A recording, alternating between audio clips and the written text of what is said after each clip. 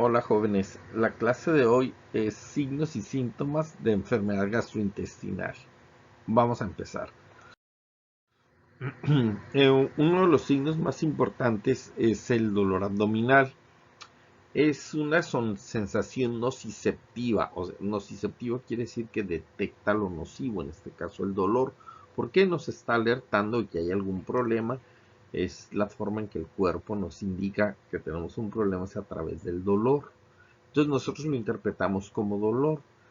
Las vísceras huecas, como todo el tubo digestivo, pues es una víscera hueca, tienen terminaciones nerviosas y esas terminaciones nerviosas llevan dolor.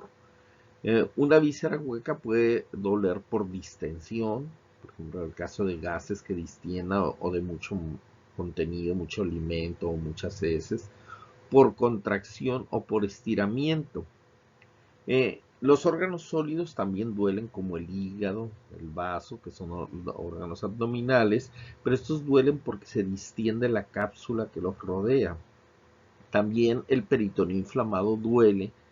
Entonces, todas esas zonas, todos esos lugares son fuentes de dolor abdominal. Hay dos tipos de dolor. El dolor visceral, que es un dolor vago en la zona media del abdomen, a veces difuso. Eso quiere decir que no lo podemos precisar a veces. No podemos decir, por ejemplo, yo lo veo muy frecuentemente con los niños que les digo, dime con tu dedo dónde te duele y me, me señalan todo el abdomen. O sea, eso quiere decir que es vago, difuso, no te puede precisar.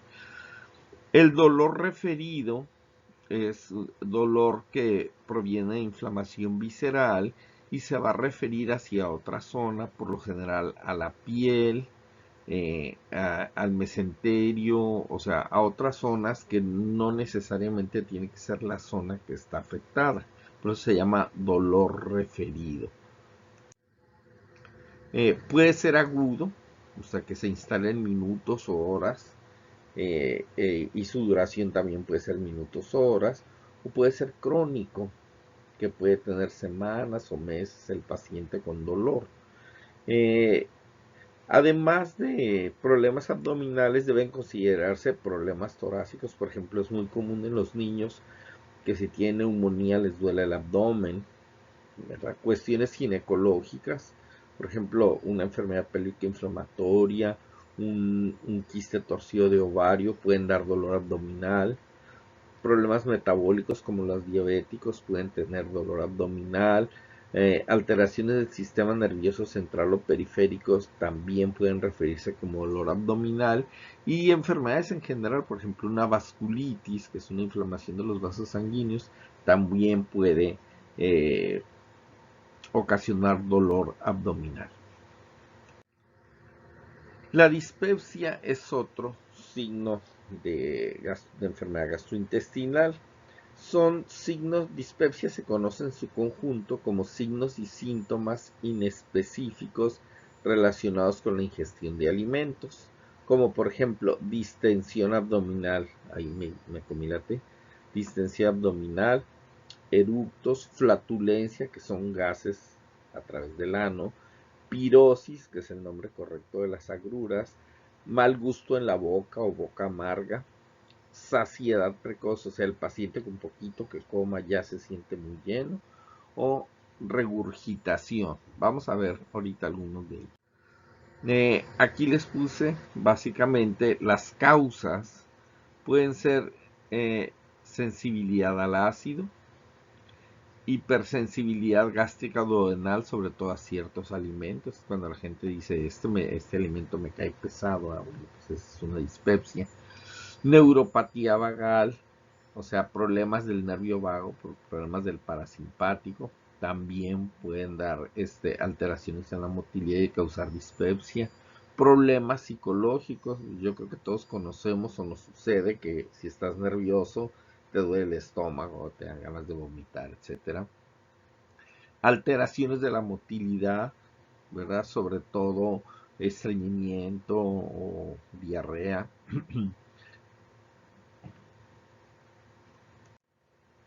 Infección por Helicobacter pylori, es el causante de la enfermedad acidopéptica. Yo creo que más adelante vamos a ver ese tema. Hipomovilidad del antro, que es la última parte del estómago, antes de entrar al intestino, y retardo del vaciamiento gástrico. Esto es muy común en los diabéticos. En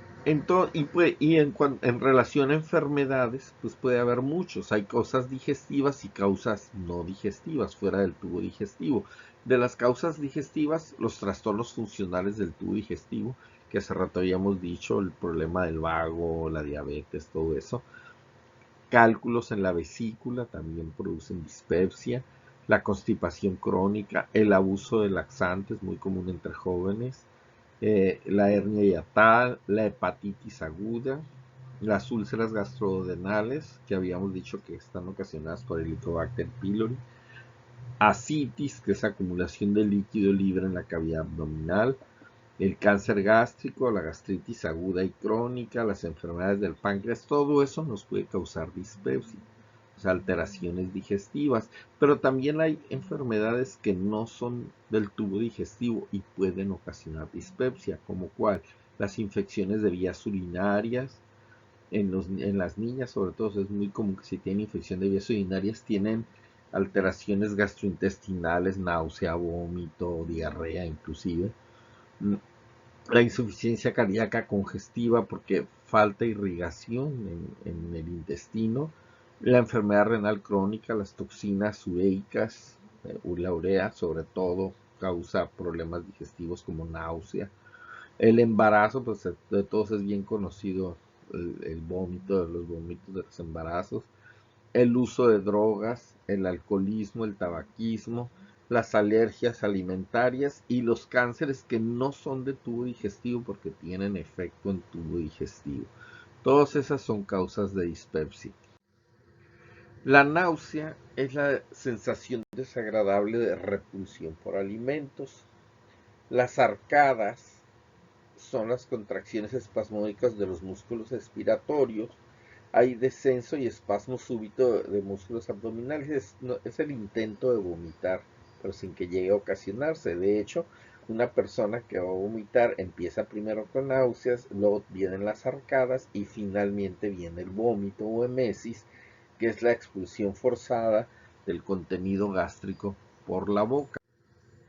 En los niños vemos mucho estos dos, la regurgitación y la rumiación. La regurgitación es devolver espontáneamente una pequeña cantidad del contenido gástrico hacia la boca, ¿verdad? No se acompaña de arcadas ni de náuseas. El niño de repente regurgita y ahí tenemos, ¿verdad? Y rumiación o mericismo, también se conoce con este nombre, es la regurgitación del alimento y el paciente lo vuelve a deglutir nuevamente. También estas dos cosas son comunes en niños. Si se ven en el adulto son patológicas. En los niños son cuestiones transitorias que por lo general desaparecen para el sexto mes de vida, ya no vemos esto. Si persisten hay que investigar patología. El adulto que tiene regurgitación o rumiación hay que buscar alguna patología que pudiera tener, incluye patologías psiquiátricas. Eh, la náusea y el vómito normalmente se acompañan de malestar general y síntomas de sistema nervioso autónomo como la salivación, palidez de la piel, bradicardia, etc. Y depende de lo que vomite, pues el vómito puede ser alimentario, quiere decir que contiene alimentos, no alimenticio, alimentario, vómitos de retención, el paciente que tiene problema de vaciamiento gástrico y después de que se llenó mucho el estómago, por lo general con comida de 1, 2, 3 días previos, entonces vomita, son vómitos muy fétidos, se llaman vómitos de retención, vómito de jugo gástrico, la persona que está en ayuno mucho tiempo, vómito hemorrágico, las personas que tienen úlceras o cáncer gástrico, vómito mucoso, el moco que se vomita después de estar vomitando un tiempo, ¿verdad? Dicen las mamás, vómito flema, ¿no? Pues es el moco del estómago, el moco protector, y vómito purulento en caso de algún problema infeccioso. Esto es más raro. Como habíamos dicho hace rato, puede ser alimentario, o sea, puede tener alimento o no alimentario, pueden ser otras cosas, sangre, etcétera. Pueden ser precoces o tardíos, esto es en relación a los alimentos. El paciente puede comer e inmediatamente vomitar, o tardío, horas después de que comió vomita y ya incluso ni siquiera tiene restos de alimentos. Y las causas pueden ser digestivas o extradigestivas, y pueden ser problemas médicos o problemas medicamentosos. Hay medicamentos bien sabidos que causan vómito. El ejemplo clásico pues, son las quimioterapias. Pueden ser psicológicos, el típico paciente o el muchacho que antes del examen pide permiso porque va a ir a vomitar de los nervios, que son casos aislados, ¿verdad? O pueden ser psiquiátricos, como el caso de la bulimia, la anorexia nervosa, pues esos son problemas psiquiátricos. Bueno, más que nada la bulimia son los que van y vomitan, el anoréxico ni siquiera come, o la anoréxica, son problemas que se ven más en mujeres, aunque también existen en hombres. La diarrea son evacuaciones líquidas de más de 200 mililitros en 24 horas y por lo general es frecuencia aumentada y puede ir acompañada de otros elementos patológicos como sangre, pus o parásitos. Si se le conoce como disentería, si es diarrea con sangre, moco, pus y se acompaña de pujo y tenesmo. Pujo es el paciente sigue pujando a pesar de que ya no hay nada. Eso nos indica inflamación del intestino grueso. Y tenesmo es la sensación de que todavía quedan heces fecales, aunque ya no quede nada. Entonces, por lo general, el paciente tiene tenesmo y después tiene pujo, porque siente que quedó algo ahí y sigue pujando. Tener disentería indica colitis o proctitis, que puede ser de diversas causas. Y lientería es diarrea con alimentos que se pueden reconocer a simple vista, no salen los trozos de alimentos, quiere decir que pasaron tan rápido que no se alcanzaron a digerir, ¿verdad? Y ves ahí pedazos de verdura, de fruta, de lo que comía el paciente, ¿no? Normalmente lo que ingerimos tarda 36, 48 horas en pasar, ¿no? Esto puede tardar en menos de una hora lo que ingirió el paciente estar fuera y obviamente va a salir íntegro y reconocible. En ese caso se llama lientería. Puede ser de corta evolución, es un proceso agudo de menos de 15 días, o puede ser un problema de meses, es un problema crónico, ¿verdad? Hay diarreas crónicas, el paciente tiene meses, años incluso con diarrea, ¿verdad? Y por lo general son pacientes que van en malas condiciones, desnutridos, se acompañan de síndromes de malabsorción intestinal. Pero la más común es la diarrea aguda, que en la mayoría de los casos, a menos que sea una enfermedad muy fuerte, dura 2, 3, 4 días máximo. Déjenme decirles que ahora que está esto del coronavirus, una de las características, el coronavirus le pega a todos los sistemas. Y una de las características es que pueden tener diarrea los pacientes, y diarrea que les dura 7, 10 días, ¿verdad? Y que no se les quita casi con nada. Hay que investigar siempre cuándo inició y en qué circunstancia apareció. ¿Fue después de un viaje? ¿Fue después de un alimento?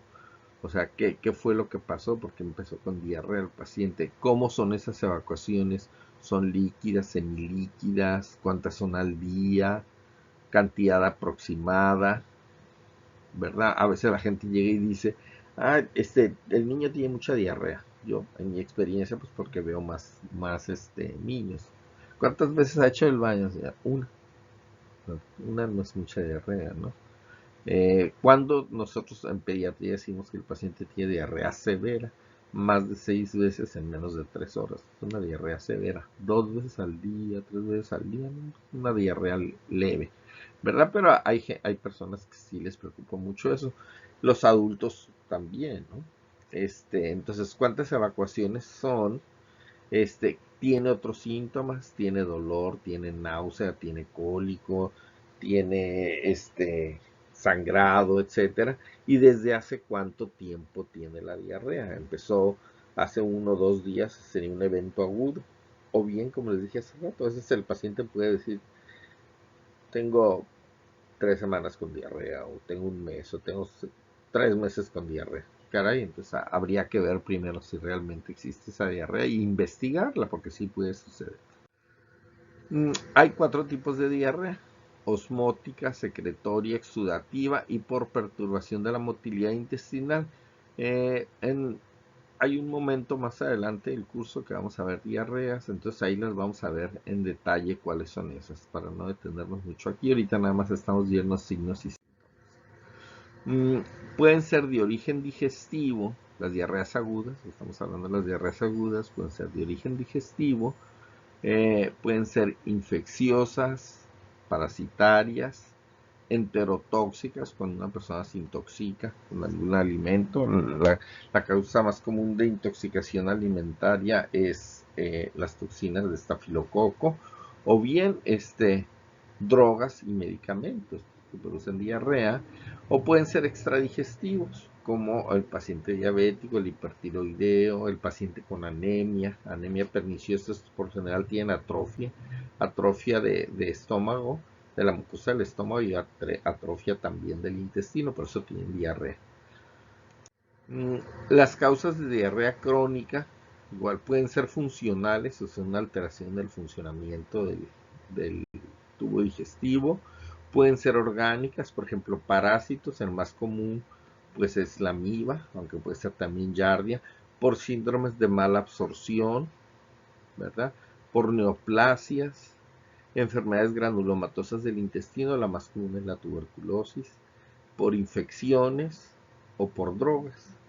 Y también las mismas de las causas agudas también están aquí en las causas crónicas. La diabetes y el hipotiroidismo pueden dar diarrea crónica, o sea, más de 15 días de evolución.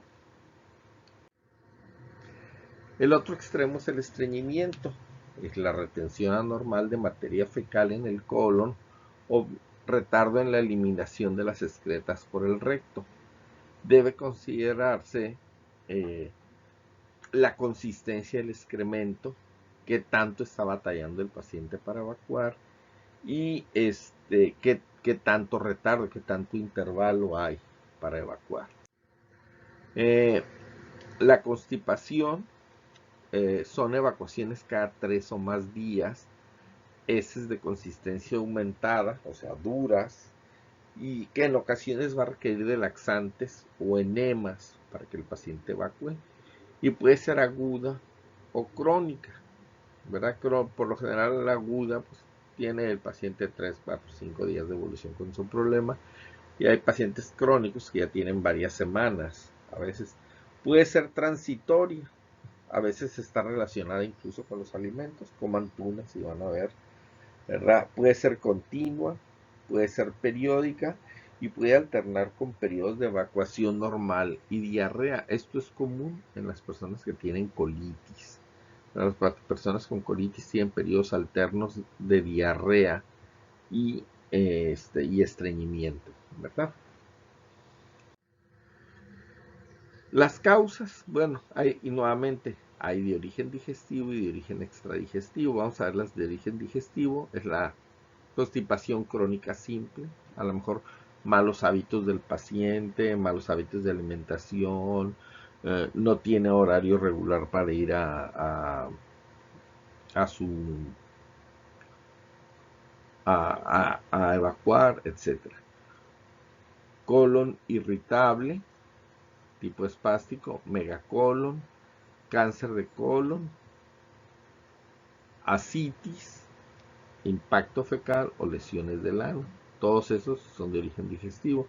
Y de origen extradigestivo son las enfermedades psíquicas, las drogas como la codeína, morfina, anticolinérgicos, antidepresivos, diuréticos, enfermedades infecciosas, incluso la misma edad.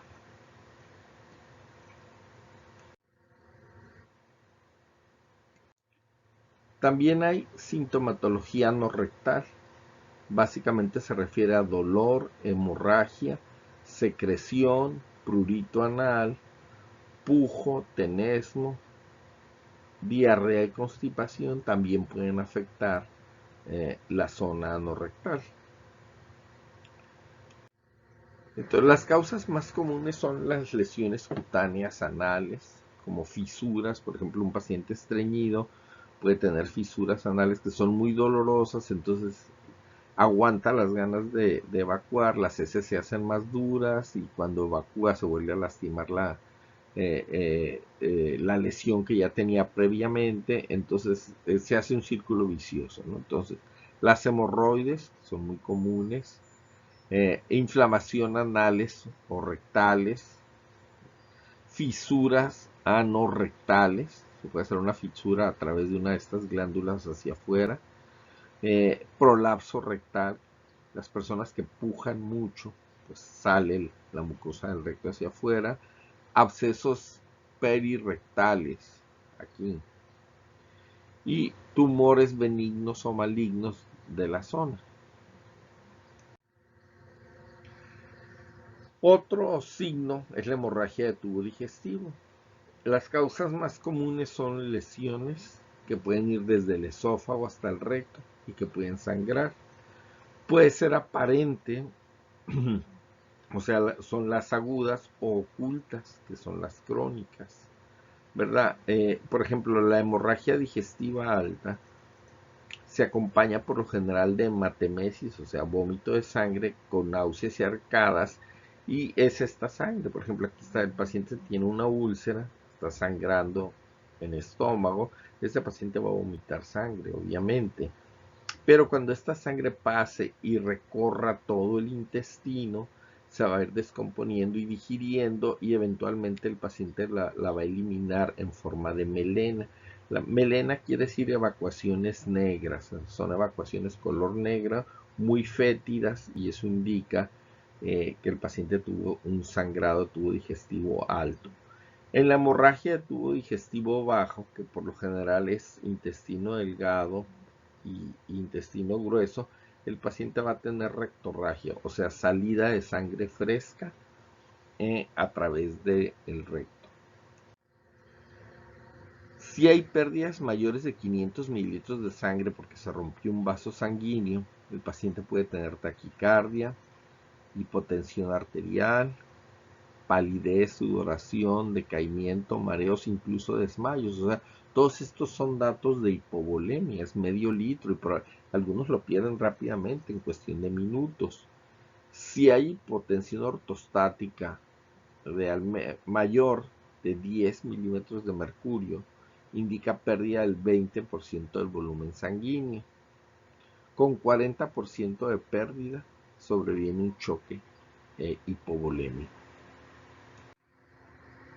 Las causas de hemorragia de tubo digestivo son las causas altas, hemorragia alta, es la ruptura de varices esofágicas, úlcera gástrica duodenal, gastritis erosiva, duodenitis erosiva, comer alimentos muy irritantes, tomar mucho alcohol, esofagitis, personas que tienen pirosis, o sea, agruras continuas, cáncer de esófago, cáncer de estómago, problemas de la sangre, sobre todo alteraciones de la coagulación, o ruptura de un aneurisma de la aorta con ruptura también de pared de estómago. Acuérdense que el estómago y la aorta están pegadas una con otra, ¿no? Entonces a veces puede haber un problema del estómago que se rompa hacia la aorta y la aorta sangrar hacia el tubo digestivo, o bien un aneurisma, que es una dilatación, puede romperse hacia el tubo digestivo. Y las hemorragias bajas pueden ser por hemorroides erosionadas, divertículos del colon. Los divertículos son como pequeños saquitos, como hernias que se hacen en la mucosa del colon, alteraciones vasculares en colon, cáncer de colon, colitis ulcerosa, colitis granulomatosa o isquémica, trombosis de vasos mesentéricos, esto es sumamente grave, fiebre tifoidea complicada, también puede ocasionar hemorragia baja, y leitis regional, que es inflamación de la región del ilion. Todos estos son causas de tubo digestivo bajo. Se fijan que estas básicamente son de estómago y esófago, estas son más de intestino. La disfagia es la dificultad o malestar para deglutir. Puede ser orofaringia, o sea, la que va de boca y faringe hacia esófago, esta zona de aquí, o esofágico, que es la dificultad para el tránsito por el esófago. Cuando se acompaña de dolor se llama odinofagia. Y no hay que confundir con un padecimiento que se llama bolus hystericus. Los pacientes dicen que sienten que trae algo atorado, que traen un bulto, que se les quedó la comida. Obviamente hay que hacerle siempre estudios a esos pacientes, porque puede ser un problema psiquiátrico, incluso de ansiedad, ¿verdad? Y esos pacientes realmente no tienen nada, pero primero hay que descartar cualquier otro problema. Las crisis de disfagia yo creo que a todos nos ha pasado cuando comemos cosas muy frías o muy calientes o la ingestión de un bolo muy grande, ¿no? El bocadote muy grande que pasa y se atora, pues ese da dolor, dolor retroesternal, todo eso. Pero estos son cosas transitorias. Eh, las causas de disfagia orofaringia son infecciones, por ejemplo, una faringitis aguda, una amigdalitis, pues eso duele para deglutir. Afecciones neurológicas como parálisis faringea por lesión vulvar. Bueno, la poliomielitis ya no se ve, pero la esclerosis múltiple, hemorragias cerebrales, a veces el paciente con un EBC puede quedar con secuela, con una disfagia como secuela. Alteraciones musculares como la miastenia gravis, las distrofias, estos son disfagias progresivas. El paciente poco a poco deja de comer sólidos y empieza a tener dieta líquida instintivamente porque ya no puede deglutir. El cáncer faringio también, poco a poco el paciente ya no puede deglutir sólidos, entonces tiene que empezar a deglutir líquidos y eventualmente ni siquiera eso. Lo mismo sucede con el cáncer de esófago. La ictericia es otro signo gastrointestinal. Es la coloración amarilla de piel y escleróticas porque se acumulan pigmentos biliares. Los valores normales de bilirrubina son de 0.1 a 1 miligramos, pero se define ictericia como niveles de bilirrubina superiores a 3 miligramos por decilitro. Pueden acompañarse de coluria. Coluria es la presencia de pigmentos biliares en la orina y la orina se hace color café oscuro. Hagan de cuenta Coca-Cola, más o menos como Coca-Cola. Así se hace, eso es coluria. Entonces puede haber ictericia con coluria o sin ella, ¿verdad? Según Ducci, las ictericias se clasifican en tres grupos: prehepáticas, o sea, aquí el daño no está en el hígado, son cuestiones antes de llegar al hígado y la causa más común es la hemólisis. Las hepáticas, que son enfermedades del parénquima hepático, y las posthepáticas, que son obstrucción completa o incompleta de las vías biliares. Aquí vemos un bebé con ictericia. Eh, la mayoría de las ictericias en los niños son por exceso de destrucción de glóbulos rojos y todavía el hígado no alcanza a procesar todo, ¿verdad? Son cuestiones transitorias. Eh, entonces, la ictericia se va a dividir en dos: en hiperbilirubinemias no conjugadas y en hiperbilirubinemias conjugadas. Aquí la hiperbilirubinemia es conjugada, no conjugada, es por producción aumentada de bilirrubina. Y por ejemplo, la ictericia hemolítica, la eritropoiesis inefectiva, estas son más, los vemos más en los niños. De hecho, la ictericia en los niños es de este tipo. Ahí dice: por alteración de la captación y conjugación de la bilirrubina en el hepatocito, ¿verdad? Es la ictericia fisiológica del recién nacido, ¿verdad? Es una hiperbilirubinemia no conjugada. Y de las conjugadas, por alteración en la excreción de la bilirrubina conjugada. Estas son ictericias no colestáticas, o sea, no está estancada la bilirrubina. Ictericias intrahepáticas o coledocolitiasis, estos son los cálculos en la vía biliar. O bien enfermedad hepatocelular. ¿Cuál es la enfermedad hepatocelular que más comúnmente da ictericia? Pues la hepatitis, ¿verdad? Aquí ya se procesó la bilirrubina, por eso es conjugada, pero no se puede excretar. Otro signo es la citis, que es la acumulación anormal de líquido en la cavidad peritoneal. El líquido puede ser serofibrinoso, hemático, bilioso, purulento o mucinoso. Mucinoso es como mucoso.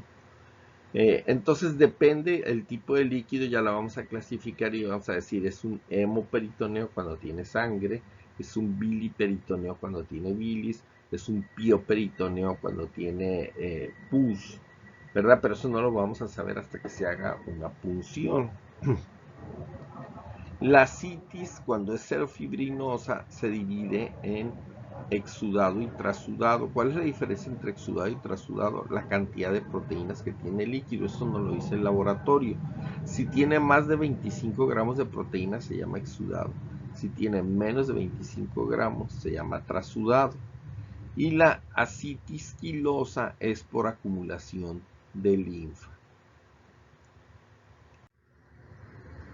El comienzo de las ascitis normalmente puede ser rápido o insidioso. El insidioso es la más frecuente, o sea, el paciente va desarrollando en el transcurso de días, semanas, meses, esta acumulación de líquido.